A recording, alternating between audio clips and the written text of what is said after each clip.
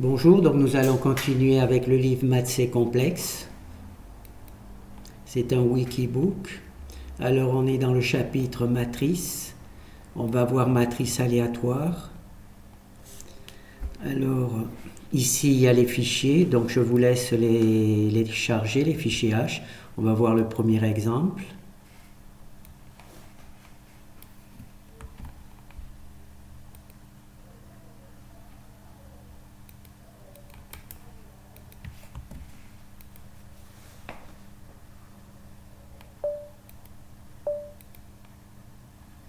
Alors là, on montre une matrice.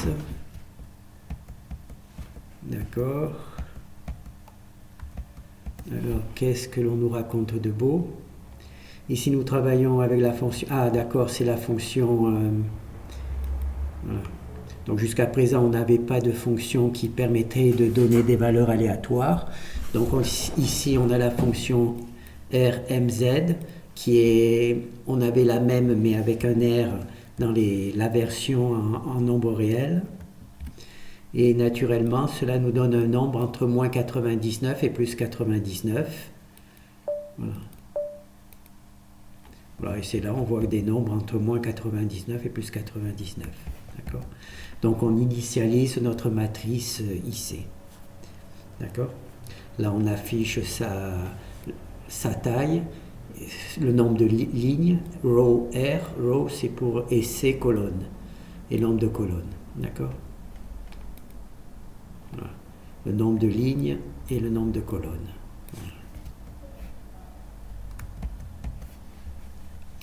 Voilà. Alors on va voir l'exemple suivant. Alors là c'est la version avec des nombres en mode scientifique.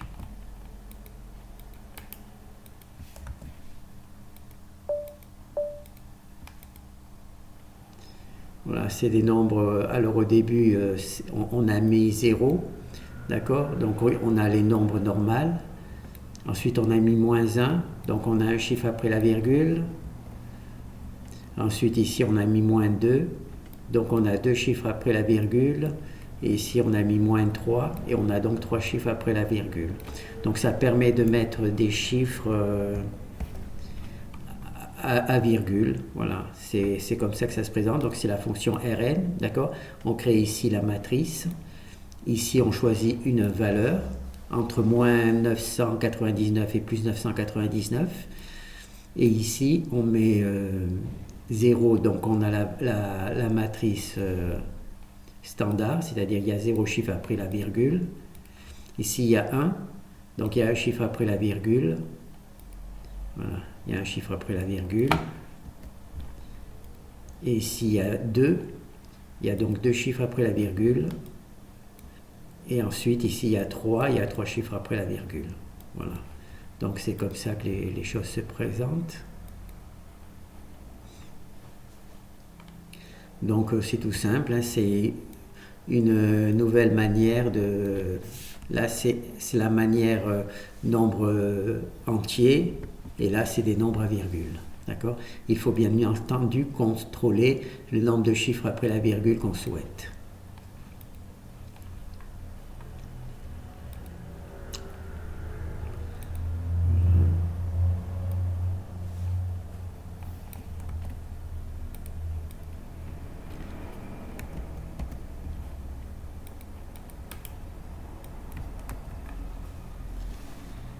Alors cette fois-ci, on va contrôler, donc on se rappelle pour quand on imprime une matrice, d'accord, il y a ce coefficient qui permet de contrôler l'espace que l'on laisse pour le nombre. Ici, il y en a deux, naturellement, Sn et S3. Il y en a deux, un pour les valeurs réelles et l'autre pour les valeurs imaginaires, d'accord. Et là, c'est le nombre de colonnes par ligne. Donc là, on va étudier Sn. On va voir comment ça fait. Alors au début ici, il y a un espace de 3. Cet espace, il se trouve là devant. Voilà, 6 espaces. Voilà, 7, 8, 9, 10, 11, 12, 13. Voilà. Alors là, il y a 5 espaces. D'accord? 5 espaces ici. Si on fait Ici, il y a 5 espaces. 1, 2, 3, 4 et 5. 5 espaces. Ici, il y a un deuxième contrôle qui va pouvoir se faire si on veut. Et là tous les sont très collés, d'accord? Parce qu'ici, j'ai mis... pardon, ici, j'ai mis que 3. Pardon.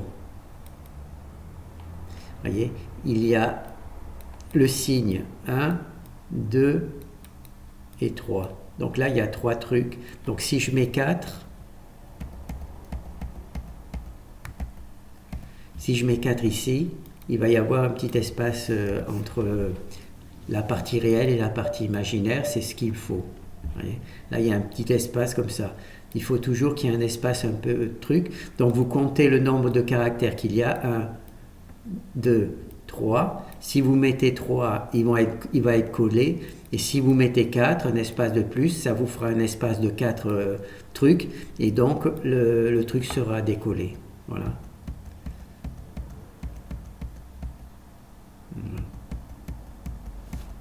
Ensuite, c'est une question d'habitude. Il faut juste mettre un espace de plus que le nombre de caractères qu'il y a. Simplement pour décoller la partie réelle de la partie imaginaire. Donc ici, c'est le contrôle de l'espace. Il y en a 2.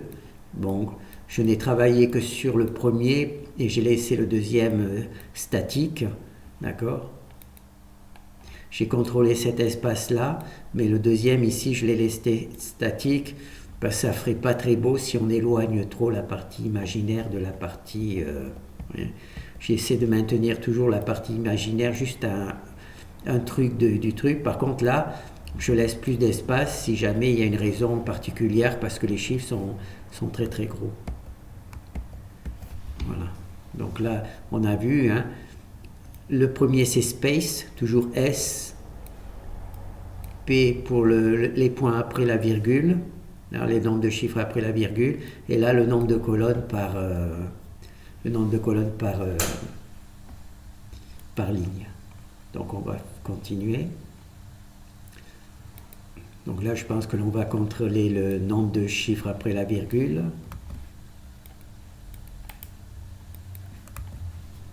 Oui, en effet, c'est point. Donc on va contrôler ici le nombre de chiffres après la virgule, c'est ici.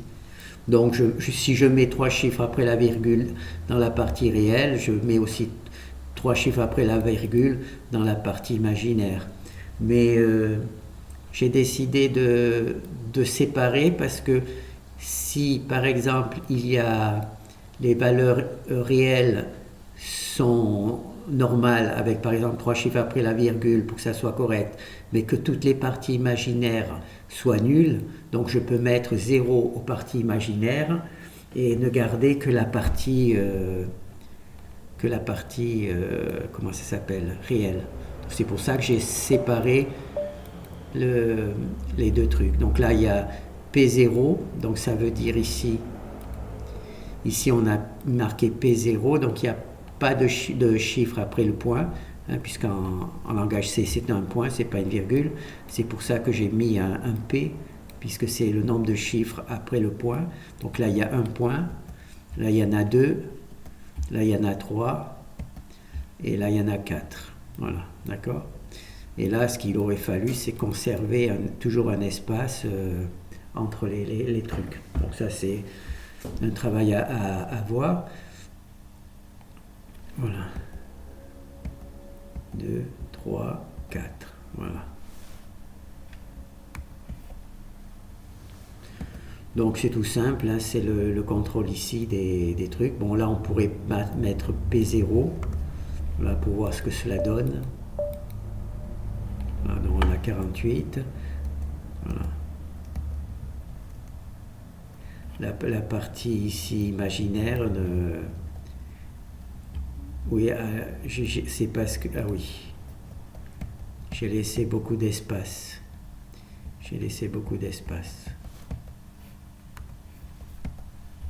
J'ai laissé ici 8. Là, il faut en mettre... on va en mettre 4. Parce que j'ai mis à 0 les... Voilà. J'ai mis à 0 les chiffres, le nombre de chiffres après la virgule pour les parties imaginaires. Voilà. Donc ça permet de faire un contrôle.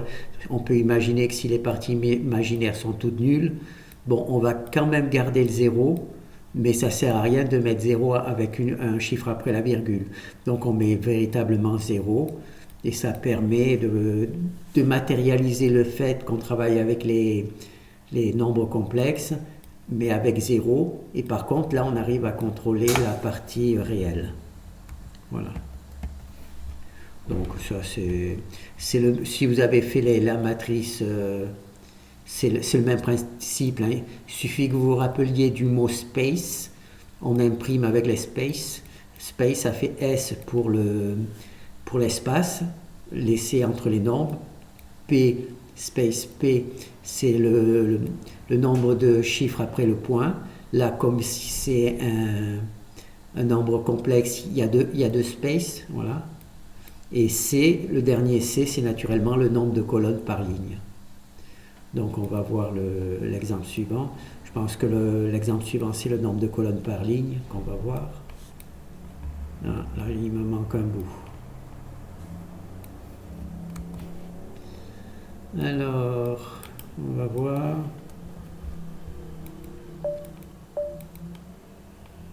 Donc là, c'est pas de chance, hein, une colonne par ligne, donc il n'y a qu'une colonne par ligne. Ah là, par contre, c'est bien. Donc là, il y a 5 colonnes par ligne au départ. Maintenant, il n'y en a plus que 4. C'est toujours la même matrice, mais avec 4 colonnes par ligne. Maintenant, c'est 3 colonnes par ligne, d'accord. Puis 2 colonnes par ligne. C'est ici. Puis une colonne par ligne. Voilà. Voilà, maintenant, on peut refaire. Là, il y a 3 colonnes par ligne, puisqu'il y a 3 colonnes. Ici, on décide de mettre 2 colonnes par ligne. Et ici, une colonne par ligne. D'accord? C'est toujours la même matrice que l'on peut représenter de manière différente. Ah oui, quand je vous dis de contrôler le nombre de points, le nombre de chiffres après le point, c'est à l'affichage, hein, précision. Hein. Les calculs, il y aura toujours l'utilisation de tous les chiffres après la virgule. C'est juste à l'affichage qu'on peut choisir le nombre de points. Donc là maintenant on va voir print all. Alors print all,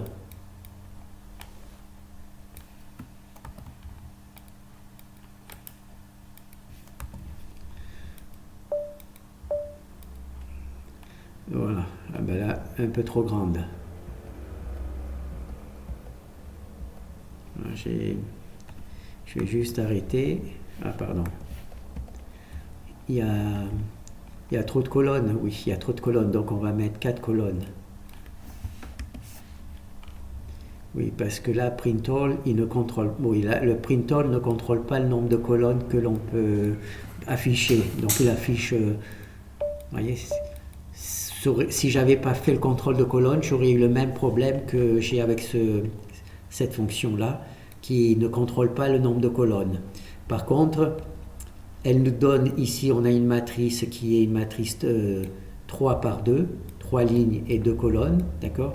Ici on voit que le nombre de lignes c'est 3 en mathématiques et c'est 4 en langage C.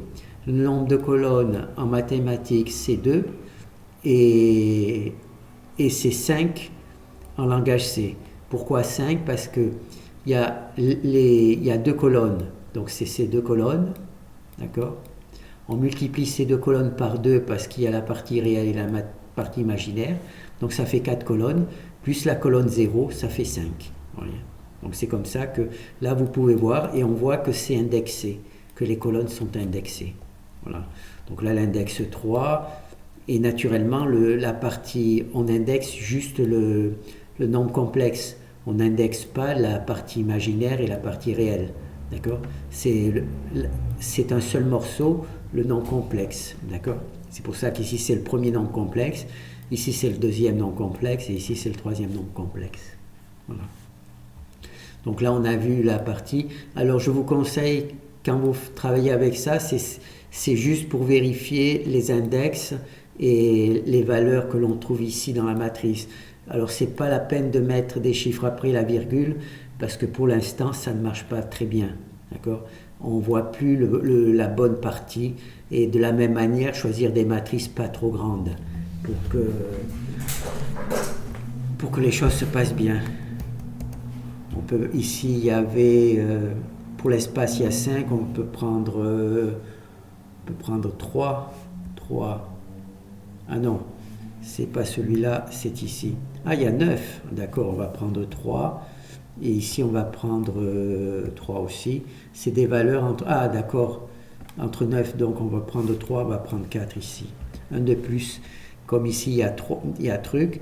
Donc il y a 4, mais il y a le signe, d'accord? Donc il faudrait même prendre 5. Enfin, c'est pas grave, on va voir ce que ça donne. Voilà, donc là, vous voyez, bon là, on a 3 colonnes. Oui, il y a déjà un petit décalage, d'accord? Si on prend après, disons, 7 colonnes, voir qu'est-ce qui se passe. Il y a un petit décalage. D'accord. Oui. Voilà, 7 colonnes. Oui, il y a un petit décalage. Donc là, il va falloir éventuellement retravailler la truc pour qu'il y ait une meilleure présentation du truc.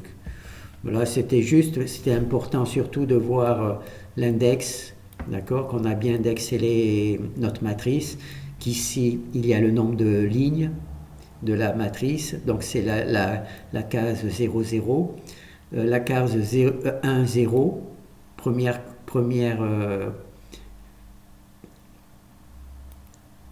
ici c'est 0, 0, c'est-à-dire ligne 0 et colonne 0. Ici c'est ligne 1 et colonne 0, c'est le 9.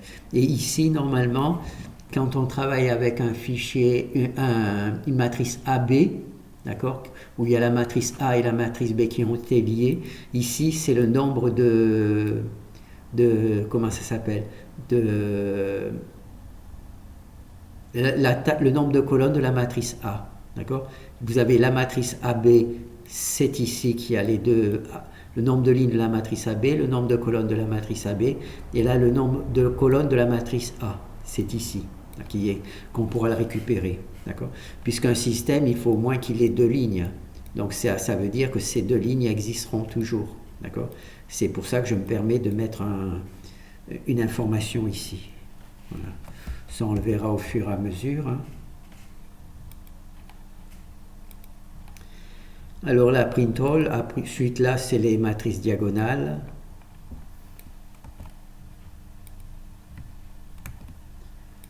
On pourra avoir besoin de matrices diagonales rapidement. Donc, alors ici, on voit que toutes les valeurs sont sur la diagonale et que tout le reste est nul. D'accord? D'accord? Voilà. On voit ici, c'est une petite matrice, c'est plus facile à lire et on a 0, 0 ici. Donc ça, c'est les matrices diagonales. C'est toujours intéressant de le faire et pour étudier le code, pour installer des valeurs et de contrôler là où elles apparaissent. Donc là, c'est une matrice inférieure. Ça veut dire que toutes les valeurs sont en dessous de la diagonale et au-dessus de la diagonale, c'est des zéros. D'accord? C'est des zéros. C'est tout des zéros. Donc ça, c'est la matrice inférieure. Et ensuite, il y a la matrice supérieure. Donc c'est l'inverse. C'est une matrice diagonale. Donc c'est une matrice triangulaire où toutes les valeurs sont au-dessus de la diagonale. Et en dessous de la diagonale, c'est uniquement des zéros. Voilà. C'est une matrice triangulaire inférieure. Non, supérieure. Voilà. Alors c'est surtout intéressant, comme je vous l'ai dit, ça permet de contrôler, de bien maîtriser, enfin, ça ne veut pas dire que je maîtrise, mais de bien savoir comment faire pour introduire les bonnes valeurs au bon endroit. Alors là, c'est copier un tableau de nombres, comme on a vu, hein, ça permet de sélectionner les nombres. Alors, il faut mettre ici, pour un seul nombre, c'est comme ça, on le sépare, hein, Alors ici, c'est un nombre complexe, ici, c'en est un deuxième. Alors le premier chiffre, c'est la partie réelle, et le deuxième chiffre, c'est la partie imaginaire. Bien sûr, c'est un tableau de nombres, donc il n'y a pas de i qui apparaissent. Voilà. Et donc là, on a notre tableau de nombres. D'accord? Alors, c'est ici, là, pour le A, on initialise, là c'est la fonction, peut-être vous vous rappelez, c'est copier le tableau de nombres dans la matrice. Ça, c'est un tableau de nombres, d'accord? Dans la matrice A. Et la matrice A est ici. Donc, on crée la matrice 2, 3. Il faut qu'elle ait la même taille naturellement que le tableau, hein, pour ne pas sortir de la matrice.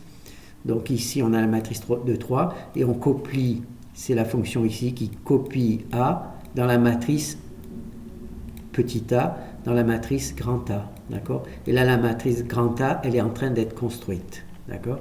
Et c'est comme ça qu'on copie le truc.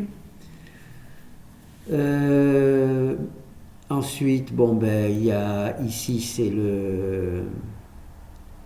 c'est la construction de B. D'accord? Ici, c'est la construction de C. D'accord? Alors, au départ, on copie, donc là on imprime A, c'est-à-dire que A a été déjà copié, petit a été copié dans grand A. Ici on a B, d'accord, on a créé B, il est nul, hein, pour l'instant, donc on copie ici petit a dans B, d'accord, c'est la fonction copie petit a dans B, donc ici on voit B, et ici on fait la même chose, on copie petit a dans C. D'accord? On copie que petit a dans C, et c'est comme ça que les choses apparaissent. Voilà. On copie, voilà, et ensuite ici on l'imprime. Donc voilà, donc là c'est, on a vu la grande partie, hein, la fonction juste qui crée la matrice et la fonction qui les détruit. Voilà. Donc on va voir s'il nous reste encore. Donc là on a vu tous les fichiers C, on va juste voir un petit peu les valeurs. Alors ici, c'est la fonction qui copie un tableau A, petit a dans la matrice grand A, d'accord?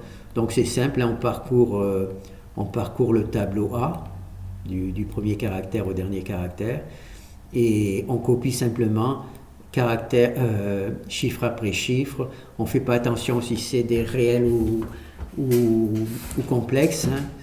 On copie juste tous les coefficients dans A, les uns après les autres. Ici, c'est la fonction qui copie une matrice, d'accord? Donc on prend on fait deux boucles for pour parcourir toute la matrice, et on copie simplement les coefficients qui sont dans A, dans B. On ne fait pas la différence entre réel ou imaginaire, on copie les uns après les autres, puisque nos matrices,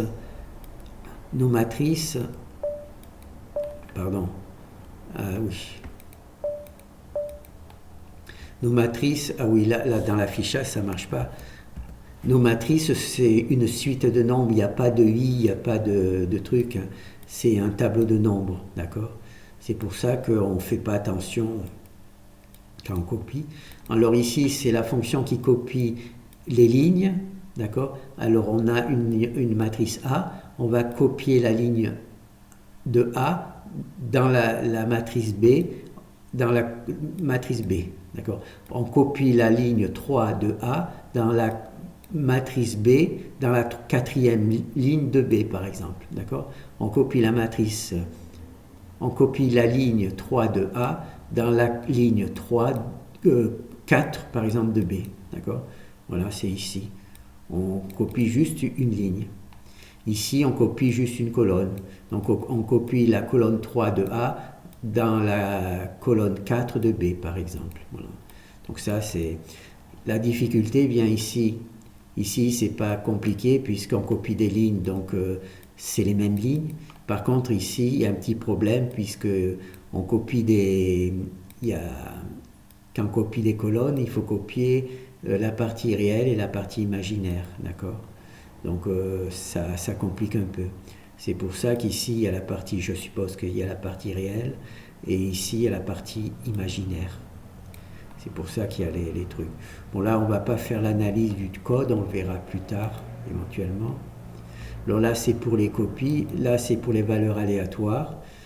Donc, il y a une autre fonction que l'on a vue depuis le début qui crée des nombres aléatoires. Alors, ici, entre n et entre moins n et n, si n est 10, c'est entre moins 10 et 10, voilà, c'est cette fonction-là. Et là, on applique simplement, on parcourt toute la matrice, et à chaque coefficient, on donne un nombre entre 10 et moins 10, d'accord. Et là, c'est comment ça s'appelle, les valeurs avec des virgules. Là, c'est naturellement des entiers. Donc ici, c'est des nombres avec des virgules. Voilà. Ici, on peut contrôler le nombre de chiffres après la virgule. Si on met 3 ici, il y aura 3 chiffres après la virgule. Et donc, on voit ici que le nombre, eh bien, il est multiplié par 3. Non, il n'est pas multiplié par 3. Ah non, c'est parce que c'est un nombre, comment dire, on l'a vu. Hop là. Alors, où tu es? Voilà, c'est ici. Voilà, c'est un nombre 10 puissance moins 1, 10 puissance moins 2, 10 puissance moins 3. Donc c'est 3, mais c'est 1,001. D'accord? C'est 1 à la puissance moins 3. D'accord? C'est 1, non, 0,1, 0,001. Ce nombre-là, c'est voilà, je dis 3, c'est... On multiplie par 3, on multiplie par un nombre décimal. Donc là, c'est les valeurs aléatoires. Donc il y en a 2. Et puis ensuite, ici, il y a les fonctions trigonométriques. D'accord? Donc là aussi, il y a un problème, puisqu'il y a... Quand on initialise, il faut initialiser la partie entière et la partie imaginaire. D'accord? Donc là, c'est une matrice diagonale. Donc on met la partie entière, on met une valeur, et dans la partie imaginaire, on met notre valeur, et puis voilà, on parcourt toute la matrice comme ça. Là, il n'y a qu'une seule boucle for pour ne parcourir que la diagonale. Là, c'est les matrices inférieures, d'accord. Là, il faut étudier le code pour... on le verra d'une autre manière. Donc ici, pour une matrice triangulaire, il faut qu'elle soit carrée, donc il y a la fonction qui vérifie si elle est bien carrée.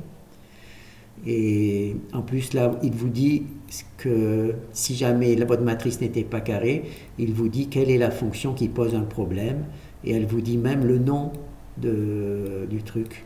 Ah non, il vous dit, ça sert à rien, puisque votre matrice peut s'appeler B, C, D, et donc ça ne sert à rien. Mais enfin, si un jour je décide de rajouter un argument qui soit une chaîne de caractères, on pourra faire apparaître le problème avec le nom de la matrice indiqué ici.